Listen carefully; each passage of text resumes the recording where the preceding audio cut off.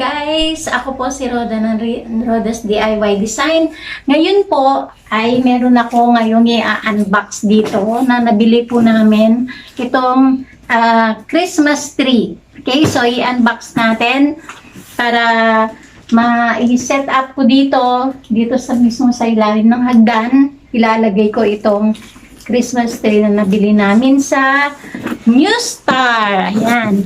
So, eto. Tignan natin kung ano ang itsura kasi medyo sour nung binili namin ito. Kaya medyo ng konti. Tignan natin ha. Pakita ko sa inyo kung anong klaseng Christmas tree yung nabili namin. Okay. So, itong Christmas tree na ito guys ay napakamura lang. Kaya tignan natin kung paano natin isi-set up ito. Ito siya guys. Ang laki ng Christmas tree na nabili namin. Okay. So, ayan. Nakabalot pa sila ng plastic. Ito natin ganyan. Ito. Ito pa. Ito yung kanyang katawan. Okay. Yun. Yung paa niya.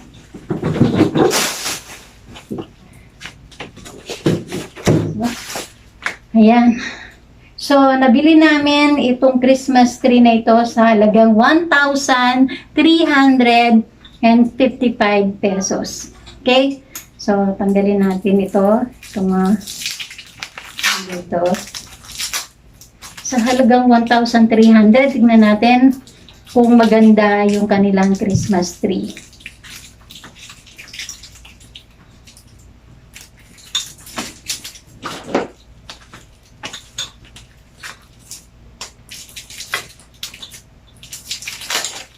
Okay, so may tornilyo siya dito para dito sa ating stand. So, yung kanyang tornilyo ay ito. Tornilyo para sa Christmas tree. I hope alam ko kung paano ko set up ito. Kasi wala siyang manual. Okay. Of course, sigurado hindi na kailangan yung manual dito dahil ang Pilipino ay madiskarte sa buhay. Kaya, tingnan natin kung paano natin ito. Okay, so sana ba yung pinakailalim na nilalagyan ng tingnan natin guys. I hope tama yung ginagawa ko. Okay, ayan. Tapos lalagyan siya ng sandali, baba tayo. Yun. Okay. So, itong hook na ito, ayan o. Okay. So, ilalagay siya dito. Ano ba?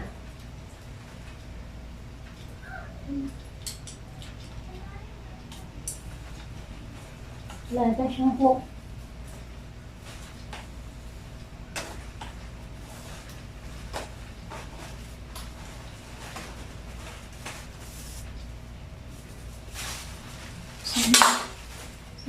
Ouch.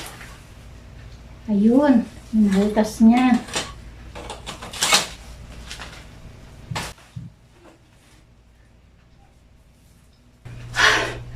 Grabe, after million years. Okay. So, ayan. Nalagay ko na siya. Tatlo pala yung kanyang butas, guys. So, gagawin natin ay ito.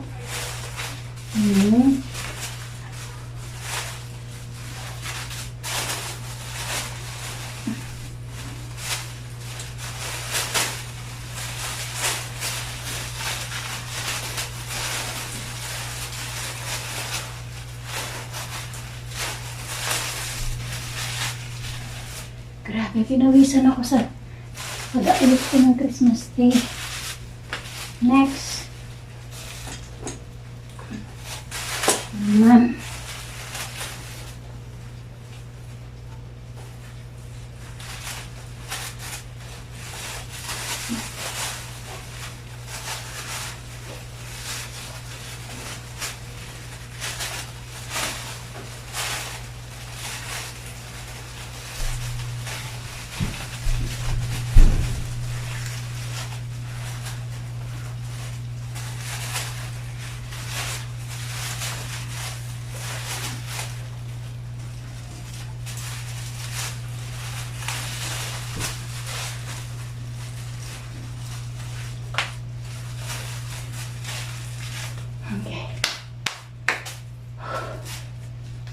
Okay, next to.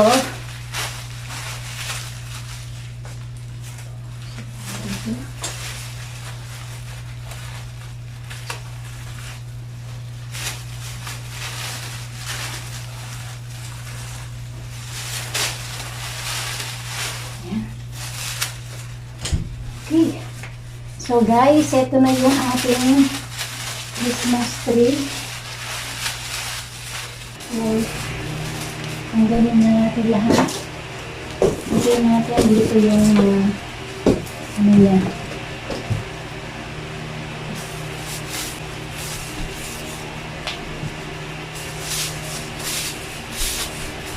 So, natanggalan ko na siya ng plastic. Ngayon, i-spread natin yung kanyang mga dahon. Mga tangkay niya, i-spread natin. Okay, so sa halagang 1,300 guys, meron na kayong ganito kalaking Christmas tree. So, spread muna natin siya para mamaya ng konti ay didekorasyonan ko na itong Christmas tree. So, meron pa palang natitira sa taas. Ayun. Meron pa palang natitira. Kala ko tapos na ako magtanggal ng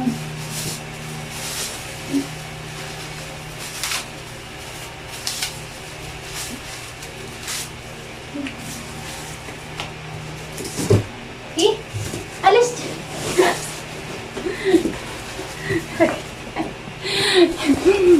Kaya pala ang bigat-bigat nito guys, may pusa pala sa loob. Alis, labas. Ng ating pusa, mahilig magtago sa box. Okay, so kunin ko muna siya at hindi ko siya abot. Yan. Ang laki pala nitong Christmas tree na ito guys. At maganda rin siya. Meron na siyang fake snow. So, sa ibang store, nakita ko itong ganito. Yung 6 feet, ano siya, 2,000 to 1,800. Samantalang ito, 1,300 lang siya. Diba? May Christmas tree na. Yan. Dito ko na lang siya ayusin bago ko siya ilagay doon sa laptop.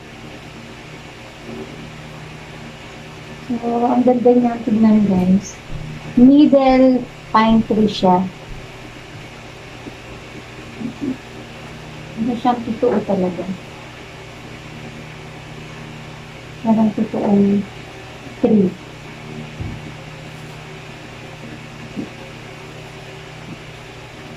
Taas natin yung ganyan. Yung mga old trees o mga vintage Christmas tree, pataas sila ng ganyan guys.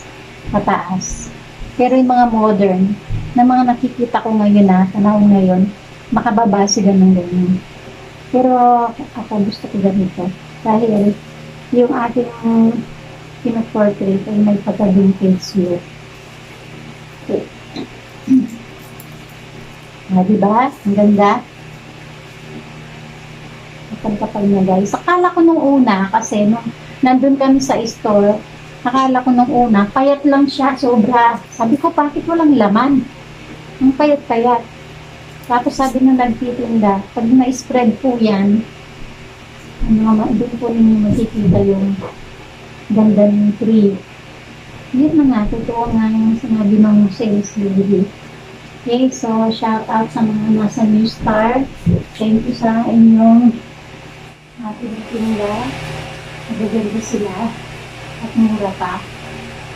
Okay.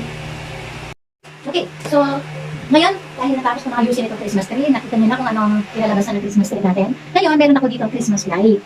Okay, so itong Christmas light na ito ay nabili ko sa halagang 178 pesos. So, naka-check itong dito. Ayan guys, naka-check. Naka-check siya. Ibig sabihin, iba-iba yung niya. Okay, so tingnan natin. Ngayon, ang gagawin ko, umpisahan ko doon sa dulo ng paglalagay ng Christmas light. Okay. So, sa totoo lang guys, excited na ang aking pamilya na makita yung Christmas light mo ito. Christmas tree. Of course, siyempre, dahil yan ang simbolo ng Christmas natin, ng Christmas ng mga tao. Actually, ang pinakain nito ang pagmamahal sa Christmas. Okay, so, tignan natin saan ba si dulo. Parang nawawala si dulo. Hindi na bilis makaka. Ayun. Ay, hindi. Yun ang kanyang pinaka. Saan pa na dulo? Ano natin? Yan, para dulo natin. Yan, nakita natin si dulo. Okay. Ibalik din ito sa New Start. Yan, ito na pala si dulo. Okay. So, ayan. Lalagay ko siya ngayon doon sa pinakataas. Okay. So, kailangan ko ng supporting or na chair. So, lalagay ko siya dito sa dulo. Ayan. Ayan natin yung maayos. Ayan. Okay. Kaya sa paglalagay ng Christmas light, ay kailangan yan. Nasa pinakaloob. Okay. So, ayan. Nasa loob si Christmas light. Ako, dito dito.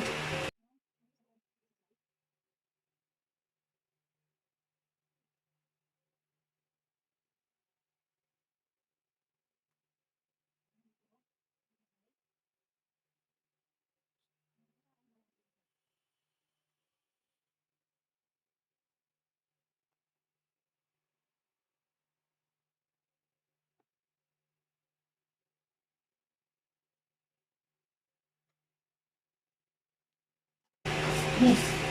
So, ayan. Okay. So, ayan guys. Start na lang natin. Ano ba yung ito? Wala siyang... Shhh! Ay! Natin po sa naglalaro niya ito. Okay. So, nalagay na natin itong Christmas light. Ayan. Hanggang sa taas yan guys. Ayun. Okay. So, yan na si Christmas light. Meron na tayong Christmas light sa tree natin. Ngayon naman, ang pangalawa ay maglalagay tayo ng ribbon. Okay, ribbon muna nilalagay natin guys. Kukunin ko lang yung ribbon. Okay guys, so meron ako ditong ribbon. Yan, nabili ko rin yan sa store. Okay, actually ito nabili ko sa 268. Okay, so iba-ibang store ang pinuntahan ko. Mas maganda yun na nag-explore ng iba't ibang store. Okay, so itong ribbon na ito is ilalagay natin dito para may ganda siya. Okay, so una ganito ang gagawin natin. So, gaganyan lang siya. And then, ganito.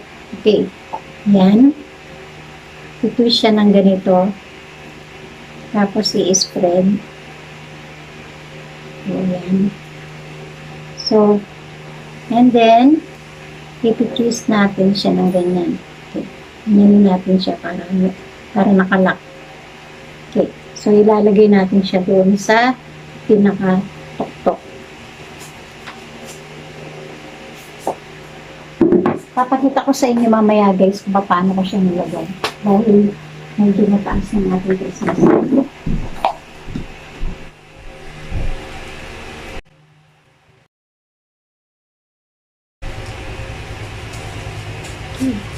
So, yan guys.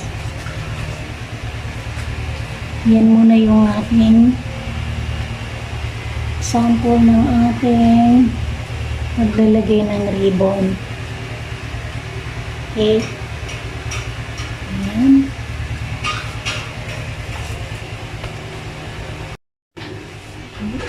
So, ito naman guys. Lalagay tayo ng ating ball. Para magdating naman.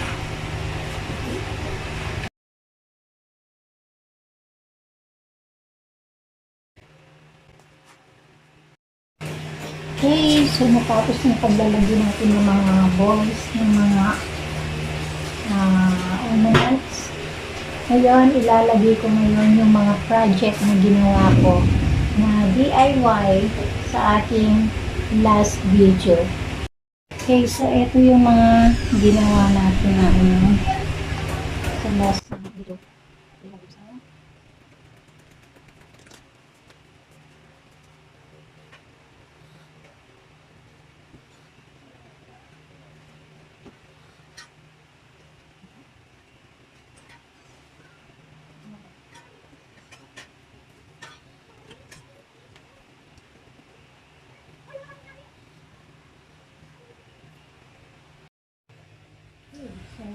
na nalagay lahat ng mga ornaments. Ayan. Next naman, mga flowers. Okay.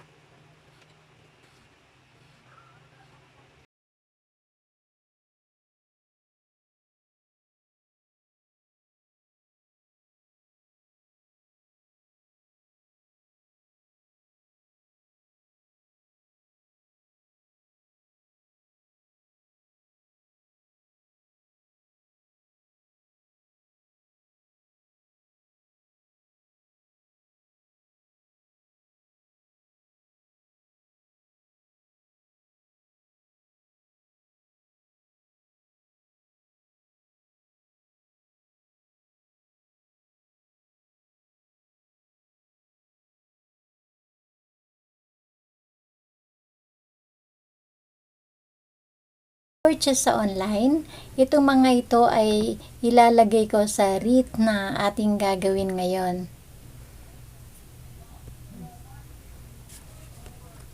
Gagamit ako ng ruler para pantay ang sukat ng ating ribbon. Okay, so ang gagawin ko ay gugupitin ko lang ang hanggang dulo ng ruler na para makagawa ako ng tatlong parehas ding sukat katulad ng brown dito sa pulang ribbon. Ayan, so ayan, tatlo yung ribbon na aking nagupit. Okay, so dito naman sa isang ribbon na kulay red ay parehas din ang sukat na aking gagawin na katulad ng sa brown na ribbon. Okay, so gagamit din ako ng ruler para pantay at parehas ang kanilang sukat.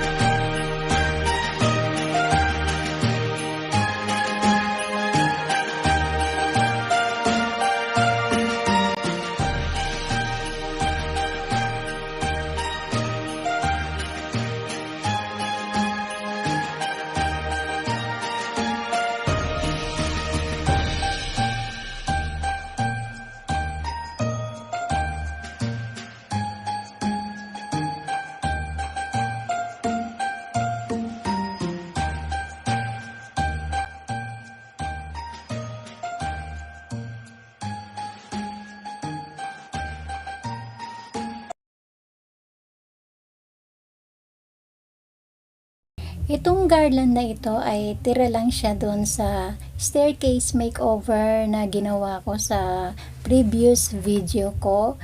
Ito ang gagamitin ko para gawing wreath at isasabit ko siya sa pinto. Kailangan siyang putulin dahil mahaba siya para sa gagawin kong project ngayon. Kung mapapansin nyo, may mga space ang dahon ng garland. Kailangan kong kumuha sa sobrang garland at ilalagay ko ang mga blankong dahon.